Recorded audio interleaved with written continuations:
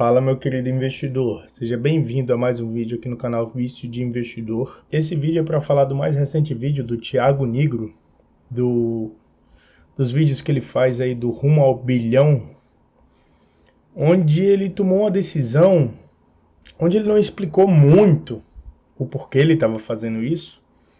Ele basicamente disse que estava fazendo isso porque a Bolsa Americana estava muito cara, então ele decidiu vender todas as suas BDRs, que são os recibos de investimento em ações nos Estados Unidos. E aí, ele não usou nenhuma desculpa, assim, digamos, justificável. Ele só disse que a Bolsa Americana estava muito cara e que aí a carteira dele estava desbalanceada em relação às ações e ele tinha pouca renda fixa. Aí você esperaria o quê? Que ele reduzisse um pouco de ações americanas e um pouco de ações brasileiras, né? Por quê? Porque o objetivo dele é manter 25% em cada, né? 25% em real estate, que são os fundos imobiliários, 25% em renda fixa, 25% em ações brasileiras e 25% em ações americanas. Pois bem, ele já quebrou esse asset allocation dele, né? Então ele tirou os 25% em ações americanas. Asset allocation é fazer uma divisãozinha correta de como ficarão seus investimentos. Mais ou menos assim, olha. Vou destinar 8% em empresas grandes, 9% em equity internacional, 5% em small cap equity internacional. Sendo que isso aqui está muito pulverizado, né? Pronto, assim está mais bonitinho, assim, ó. É o que o Thiago fazia, mais ou menos. Ações, títulos do Tesouro, que é basicamente renda fixa. Real estate, que é investir em imóveis ou algo que se reflita em relação a eles. E cash é ter dinheiro para comprar algum ativo que fique muito barato, né? Bom, pois bem, ele acabou que ele vendeu todas as ações americanas, fugindo do asset allocation dele. E por que essa decisão dele não foi tão interessante, talvez até considerada sardinha, né? Sardinhagem. Porque ele não consegue prever se vai ter uma crise ou não nos Estados Unidos. Simplesmente a bolsa pode subir mais 100% e ele ficar só assistindo. Pode ser que não, pode ser que ele acerte também a bolsa derreta 50%? Pode, mas se isso acontecer lá, vai acontecer aqui também. E historicamente foi notório que estar exposto é mais importante do que você acertar o tempo de exposição. Aquela frase em inglês que fala assim, time on the market and no market timing, que é você passar o mais tempo possível exposto ao mercado e não tentar acertar as oscilações dele, entendeu? Subiu muito, vou vender e sair. Caiu muito, vou comprar de uma vez e entrar de uma vez. Dificilmente você acerta isso e por isso que eles levam em consideração que é melhor você estar exposto sempre, numa porcentagem às vezes um pouco maior, às vezes um pouco menor. E aí o Thiago foi lá e disse que não, porque Bolsa Americana está muito cara. Beleza. No ano ela subiu 16%, tá?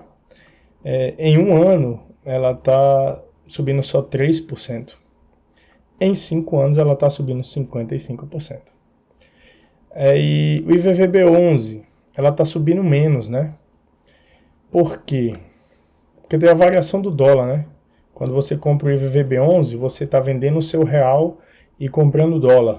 E o dólar desvalorizou esse ano, tá? Em relação ao real. E aí quando você pega o BOVA11, como é que ficou, né? Subiu 9%, um pouco menos que os 16% do S&P 500. Ficou aí quase igual ao S&P 500, que deu 3% e aqui está 2%. E nos 5 anos está muito parecido com o S&P 500. Então, assim, ele vendeu as ações americanas, dizendo que estavam muito caras, e a valorização foi quase que igual ao S&P 500, tá? Começou errando no asset allocation, A informação também já não estava tão boa, né? Porque a gente vê aqui que a bolsa brasileira andou mais ou menos igual à bolsa americana, pelo menos pelos índices. E aí quando a gente pega as principais ações de lá, que eu acho que quase todo mundo tem, ou quase todo mundo deveria ter, porque são as melhores e as que mais crescem, você pensa assim, pô, 33 vezes é esticado, né? Pode ser.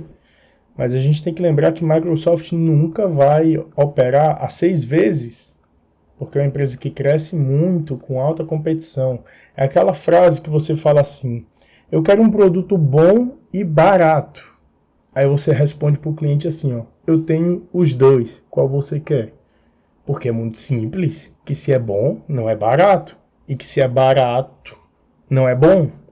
Então, você dificilmente vai encontrar uma Google, uma Microsoft, uma Apple baratas. Dificilmente. Mas presta atenção, eu até fiz um comparativo. 22 vezes EBITDA, Google 17 e Microsoft 22, certo? Quando você pega as de tecnologia no Brasil, elas não estão tão distantes assim. 17 vezes a TOTUS, 8 vezes a Neogrid, mas em PL 28 vezes. Assim que 15 vezes EV/EBITDA e o preço e lucro 395. A Local Web 134, o EV/EBITDA 17. E essas empresas elas estão longe de ser uma Apple, uma Google, uma Microsoft da vida. E mesmo assim estão caras. E são empresas que atuam no Brasil. Mas provavelmente o Thiago ele preferiu comparar com empresas que não são do mesmo setor, não é mesmo? Pois é. Vamos lá ver. Petroleira exposta aos Estados Unidos. A Chevron, né? Ela negocia 9 vezes preço-lucro.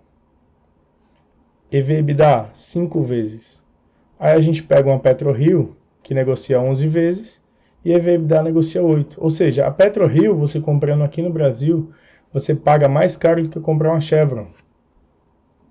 Aí você vai falar, Rodrigo, mas a PetroRio tem crescimento. Olha o CAGR de crescimento de lucros e de receitas da Chevron. É grande, tá? 30%, 11% da PetroRio. É muito maior, obviamente, tudo bem. Mas a gente não pode também comparar com a Petrobras, porque tem ingerência estatal, tem intervenção do governo. Então, de certa forma, pô, a Chevron não tá cara, não tá? A PetroRio também não tá, porque tem muito crescimento. Mas a PetroRio tá no Brasil, meu querido. E a Chevron tá nos Estados Unidos. Como alguém vai olhar para esses múltiplos e dizer que a Chevron está cara? Entendeu? Então, alguns pontos a serem ditos aqui. Quando você acompanhar alguém que fala sobre investimentos no YouTube, sendo bem sincero, toma cuidado com as atitudes que você vai tomar depois de ver algum vídeo, ou alguma indicação, ou alguma análise. Porque, cara, ele simplesmente abriu mão de todas as ações nos Estados Unidos, que já não deveriam ser BDRs, deveriam ser investimentos feitos no próprio país, porque se o Brasil virar uma ditadura, o BDR dele vai valer nada, porque ele não vai conseguir vender. Ele não deveria também vender, porque é algo que ele tem que estar exposto em outro país como segurança, não só como forma de investimento. Então, se ele vai vender, que ele compre em bondes americanos, tá certo? E se ele vai vender, que ele não venda toda a porcentagem que ele deveria ter, já que ele definiu que ele precisa ter 25% em ações americanas. Se ele tinha 35%, que ele vendesse os 10 pontos percentuais que ele tinha acima do correto. Porque assim, se viesse a cair, os 25% dele iriam cair, e ele compra mais e repõe esses 25%. É assim que funciona. E não só de não ter explicado da maneira correta porque ele estava saindo, só ter dito vagamente que estava caro, e dele ter feito esse erro de mudança no asset allocation dele, a gente vê que não estava, né? O S&P 500 subindo 55% nos últimos 5 anos, o BOVA11 também subiu, tá? Microsoft, Google e Apple, quando a gente pega historicamente, elas estão um pouco acima do normal delas. Pode-se levar em consideração que elas estão caras, um pouco caras, mas não o suficiente para você vender. Olha, já A Google nem tá cara, tá? Em relação ao PL histórico dela, tá bom? A Apple pode até tá. A Microsoft, vamos ver.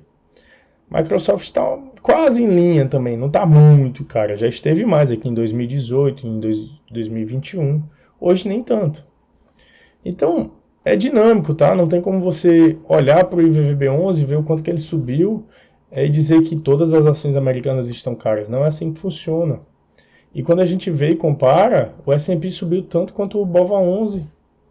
A gente vê que existem ações de tecnologia no Brasil, que é um país, digamos assim, emergente, de difícil forma de investimento. Também tem empresas de tecnologia muito caras, muito em preços acima do que, digamos assim, seria justo para elas. Óbvio, alguns indicadores aqui podem estar até desconexos, mas o ponto aqui não é querer avaliar cada ação em si, mas é passar a visão sobre o comentário feito no vídeo dele. E assim, tomem cuidado, porque eu não reduziria a minha exposição assim em um país que pode me dar uma tranquilidade, se é um dinheiro que pode ser um refúgio caso eu tenha que sair do Brasil. Entendeu, investidor?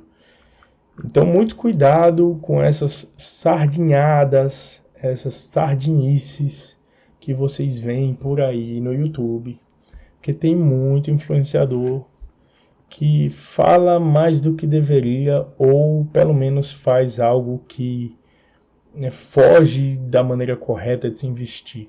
Até porque cada um tem um perfil diferente, né? Você pode ter, sim, altas rentabilidades, mas eu conheço gente que tem rentabilidade de 10.000%, e esse cara ele não pode ser influenciador, porque ele faz essa rentabilidade em cima de operações extremamente complexas que o investidor comum não conseguiria. Então, se ele só propagasse isso, ele estaria vendendo ilusão.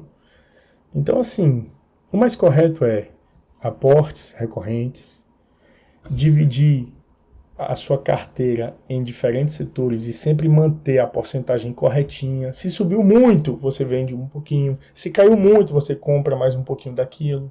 Entendeu? Eu não estou falando de uma ação específica, porque também pode ser, mas se a Bolsa Americana caiu 50%, aí você tira um pouco da sua renda fixa e bota em Bolsa Americana. Se a Bolsa Americana subiu 100%, aí você tira um pouco da Bolsa Americana e realoca nas outras partes que ficaram para trás. É mais ou menos assim que funciona. E não tomar uma medida drástica de fazer uma alteração forte desse jeito e dizer simplesmente que a Bolsa está muito cara. Talvez não esteja, tá bom? E, como sempre, meus queridos, foi sobre isso. Espero que você tenha gostado do vídeo e bons investimentos. Tchau, tchau.